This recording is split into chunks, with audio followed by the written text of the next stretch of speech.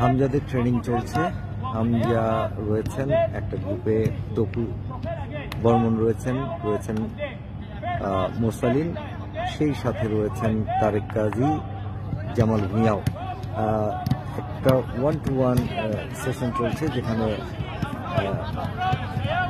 হামজা বা অন্য ফুটবলাররা একে অন্যকে বল দিয়ে সহযোগিতা করছেন, নিজেদের মধ্যে বল আদান প্রদান করছেন এবং এইভাবেই এই পাসিং সেশনটা চালিয়ে যাচ্ছেন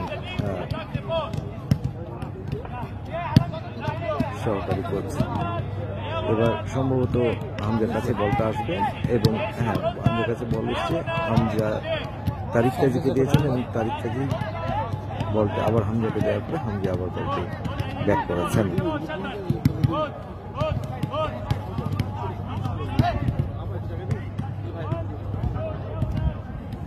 এরপর জামাল থেকে মোরসালিন, আবার মোরসালিন থেকে হামজা থেকে তারিক কাজী থেকে সুন্দর একটা সেশন দেখতে পেলাম।